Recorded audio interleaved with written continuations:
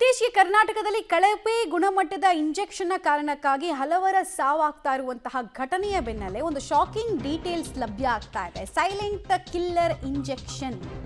ಎಚ್ಚೆತ್ತುಕೊಳ್ಳದೇ ಇದ್ರೆ ಮನುಷ್ಯರ ಮಾರಣ ಹೋಮ ನಡೆದು ಬಿಡುತ್ತೆ. ಕರ್ನಾಟಕದಲ್ಲಿ ಕಳಪೆ ಗುಣಮಟ್ಟದ ಇಂಜೆಕ್ಷನ್ ಪೂರೈಕೆ ಆಗಿರೋದು ಗೊತ್ತಾಗ್ತಾ ಇದೆ. ಆರೋಗ್ಯ ಇಲಾಖೆ ಟೆಸ್ಟಿಂಗ್ ನಲ್ಲಿ 9 ಇಂಜೆಕ್ಷನ್ಗಳು ಅಸುರಕ್ಷಿತ ಅನ್ನೋದು ತಿಳಿದು ಬರ್ತಾ ಇದೆ.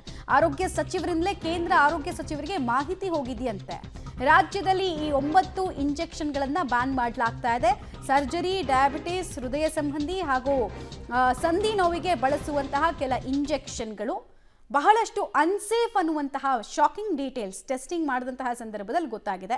ಇತ್ತೀಚೆಗೆ ನಿಮಗೆ ನೆನಪಿರ್ಬೋದು, ಈ ಬಾಣಂತಿಯರ ಸಾವಿಗೆ ಕಾರಣ ಆಗಿತ್ತು. IV ಫ್ಲೂಯಿಡ್ ಕಳಪೆಯನ್ನು ಪಶ್ಚಿಮ ಬಂಗಾಳದ ಫಾರ್ಮಾಕ್ಯೂಟಿಕಲ್ ಕಂಪನಿ ಪೂರೈಸಿತ್ತು. ಈಗ ಬೇರೆ ಬೇರೆ ಕಂಪನಿಯಿಂದ ಪೂರೈಕೆ ಆಗ್ತಾ ಇರುವಂತಹ ಇಂಜೆಕ್ಷನ್ಗಳು ಕೂಡ ಅನ್ಸೇಫ್ ಅನ್ನೋದು ತಿಳಿದು ಬರ್ತಾ ಇದೆ. 9 ಇಂಜೆಕ್ಷನ್ಗಳು ಅನ್ಸೇಫ್ ಅಂತ ಟೆಸ್ಟ್ ಮಾಡಿದಾಗ ಗೊತ್ತಾಗಿದೆ. ಸೊ ಕೂಡಲೇ ಇದನ್ನು ಬ್ಯಾನ್ ಮಾಡಿ ಅಂತ ಪತ್ರ ಬರೆಯಲಾಗಿದೆ. ಡೀಟೇಲ್ಸ್ ಕೊಡ್ತಾರೆ ಪವಿತ್ರ, ನೇರ ಸಂಪರ್ಕದಲ್ಲಿ ಜಾಯ್ನ್ ಆಗ್ತಾರೆ. ಪವಿತ್ರ, ಈಗ ಒಂದೊಂದು ಇಂಜೆಕ್ಷನ್ ರಾಜ್ಯಕ್ಕೆ ಬರಬೇಕು ಅಥವಾ ಜನಸಾಮಾನ್ಯರಿಗೆ ಬಳಕೆಗೆ ಬರಬೇಕು ಅಂತ ಹೇಳಿದ್ರೆ drug control general of India ಅದನ್ನ ವಿವಿಧ ಹಂತದಲ್ಲಿ ಟ್ರಯಲ್ ಮಾಡಿ ಟೆಸ್ಟಿಂಗ್ ಮಾಡಿ ಬಿಟ್ಟಿರುತ್ತೆ. ಆದರೂ ಈ ರೀತಿ ಕಳಪೆ ಗುಣಮಟ್ಟದ ಇಂಜೆಕ್ಷನ್ಗಳು ಮಾರ್ಕೆಟ್ನಲ್ಲಿ ಲಭ್ಯ ಇದೆ ಅಂತ ಹೇಳಿದ್ರೆ ತೀರಾ ಶಾಕಿಂಗ್ ಆಗಿರುವಂತಹ ವಿಚಾರ, ನಂಬೋಕೆ ಕಷ್ಟ ಆಗಿರುವಂತಹ ವಿಚಾರ. ಸೊ ಇದು ಹೇಗೆ ಬೆಳಕಿಗೆ ಬಂತು?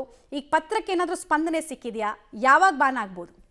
ಮಮತಾ, ಈಗ ಬಾಣಂತಿಯರ ಸಾವಿನ ಸಂದರ್ಭದಲ್ಲೂ ಕೂಡ ಕೇಂದ್ರದ ಲ್ಯಾಬೊರೇಟರಿ ಏನಿದೆ ಅಲ್ಲಿಂದ ಗ್ರೀನ್ ಸಿಗ್ನಲ್ ಸಿಕ್ಕಂತಹದ್ದೇ IV ಫ್ಲೂಯಿಡ್. ಆದರೆ ಅದು ಕರ್ನಾಟಕದಲ್ಲಿ ಟೆಸ್ಟಿಂಗ್ ಮಾಡಿದಾಗ ಅದು ಅನ್ಸೇಫ್ ಅನ್ನುವಂತಹ ವರದಿ ಬಂದಿತ್ತು. ಎರಡೆರಡು ಲ್ಯಾಬ್ನಲ್ಲಿ ಯಾವ ರೀತಿಯಾಗಿ ಇದು ತದ್ವಿರುದ್ಧವಾಗಿ ರಿಪೋರ್ಟ್ ಬಂತು ಅನ್ನುವಂಥದ್ದೇ ಅಚ್ಚರಿ. ಈಗ ನೋಡ್ತಾ ಇದ್ರೆ 9 ಇಂಜೆಕ್ಷನ್ಗಳು ಕರ್ನಾಟಕದಲ್ಲಿ, ಅದರಲ್ಲೂ ಕೂಡ ಆ ಇಂಜೆಕ್ಷನ್ಗಳು ಜನಸಾಮಾನ್ಯರು ದಿನನಿತ್ಯವಾಗಿ ಅಂದರೆ ಸಣ್ಣ ಪುಟ್ಟ ಕಾಯಿಲೆಯಿಂದ ಹಿಡಿದು ಮಾರಣಾಂತಿಕ ಕಾಯಿಲೆಗಳಿಗೆ ಅಥವಾ ಸರ್ಜರಿಯ ಬಳಿಕ ಮುನ್ನ ಆಂಟಿಬಯೋಟಿಕ್ಗಳು, ಬಹುತೇಕ ಇನ್ನೊಂದು ಕಡೆಗೆ ಸಂಧಿ ನೋವಿಗೆ ಬಳಕೆ ಆಗುವಂತಹ ಇಂಜೆಕ್ಷನ್ಗಳು, ಇವೆಲ್ಲವೂ ಕೂಡ ಬಹುತೇಕ ಕಂಪನಿಗಳಿಂದ ಬರ್ತಾ ಇರುವಂತಹ ಇಂಜೆಕ್ಷನ್ಗಳು ಅನ್ಸೇಫ್ ಅನ್ನುವಂತಹ ರಿಪೋರ್ಟನ್ನು ಕರ್ನಾಟಕ ರಾಜ್ಯದ ಔಷಧ ನಿಯಂತ್ರಣಾಲಯ ಏನಿದೆ ಅಲ್ಲಿನ ಲ್ಯಾಬ್ನ ರಿಪೋರ್ಟ್. ಸೊ ಹಾಗಾಗಿ ಈಗ ಅದೇ ಕಂಪನಿಗಳು ಬೇರೆ ಬೇರೆ ರಾಜ್ಯಗಳಿಗೂ ಸೇಮ್ ಮೆಡಿಸಿನ್, ಸೇಮ್ ಇಂಜೆಕ್ಷನ್ಗಳನ್ನು ಸಪ್ಲೈ ಮಾಡ್ತಾ ಇದ್ದಾರೆ. ಹಾಗಾಗಿ ಈಗ ಆರೋಗ್ಯ ಸಚಿವರು ಪತ್ರವನ್ನು ಬರೆದಿದ್ದಾರೆ ಕೇಂದ್ರ ಆರೋಗ್ಯ ಸಚಿವರಿಗೆ, ಇದನ್ನ ಬ್ಯಾನ್ ಮಾಡಿ. ಯಾಕಂದ್ರೆ ಒಂದು ರಾಜ್ಯದಲ್ಲಿ ಅನ್ಸೇಫ್ ಅಂತ ರಿಪೋರ್ಟ್ ಬಂದ ತಕ್ಷಣ ಅದು ಬೇರೆ ರಾಜ್ಯಕ್ಕೂ ಕೂಡ ಬಳಕೆ ಆಗ್ತಾ ಇದ್ರೆ ಅಲ್ಲಿನ ಜನರಿಗೂ ಕೂಡ ತೊಂದರೆ ಆಗುತ್ತೆ. ಸೊ ಹಾಗಾಗಿ ಇದನ್ನ ಬ್ಯಾನ್ ಮಾಡಿ ಅನ್ನುವಂತಹ ರಿಕ್ವೆಸ್ಟ್ ಅನ್ನ ಕೊಟ್ಟಿದ್ದಾರೆ. ಇನ್ನೊಂದು ಕಡೆಗೆ ಒಂದು ರಾಜ್ಯದಲ್ಲಿ ಬ್ಯಾನ್ ಅನ್ನುವಂತಹ ರಿಪೋರ್ಟ್ ಬಂದ್ರೆ ಅದು ಬೇರೆ ರಾಜ್ಯಗಳಿಗೆ ಅನ್ವಯವಾಗುವಂತೆ ಅದನ್ನ ನೋಡ್ಕೋಬೇಕು. ಯಾಕಂದ್ರೆ ಒಂದು ರಾಜ್ಯದಲ್ಲಿ ಆ ಮಾರ್ಕೆಟ್ ಆ ಒಂದು ಮೆಡಿಸಿನ್ ಅಥವಾ ಇಂಜೆಕ್ಷನ್ ಅನ್ನ ಬ್ಯಾನ್ ಮಾಡ್ತಾ ಇದ್ದಾರೆ, ಇನ್ನೊಂದು ರಾಜ್ಯದಲ್ಲಿ ಅದು ಯಾವುದೇ ಕಡಿವಾಣ ಇಲ್ಲದೆ ಮಾರಾಟ ಆಗುತ್ತೆ. ಇದರಿಂದ ಜನಸಾಮಾನ್ಯರ ಜೀವನದಲ್ಲಿ ಚೆಲ್ಲಾಟ ಆಡುವಂತಹ ಸಾಧ್ಯತೆ ಇದೆ.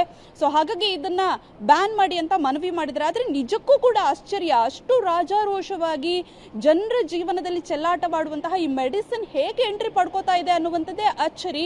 ಯಾಕಂದ್ರೆ 9 ಇಂಜೆಕ್ಷನ್ಗಳು ಏನಿದೆ ಅಷ್ಟು ಇಂಜೆಕ್ಷನ್ಗಳ ಪಟ್ಟಿಯನ್ನ ಮಾಡಿದ್ದಾರೆ.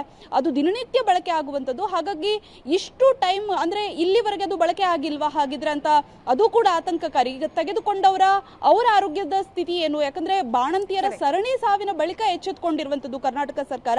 ಈಗ ಯಾವುದೇ ಔಷಧಿಗಳು ಬಂದ್ರು ಅಥವಾ ಇಂಜೆಕ್ಷನ್ಗಳು ಬಂದ್ರು ಟೆಸ್ಟಿಂಗ್ಗೆ ರವಾನೆ ಆಗ್ತಾ ಇದೆ. ಹಾಗಾಗಿ ಇದು ಶಾಕಿಂಗ್ ರಿಪೋರ್ಟ್. ಮಮತಾ, ಧನ್ಯವಾದ ತಮ್ಮೆಲ್ಲ ಮಾಹಿತಿಗಾಗಿ ಪವಿತ್ರ.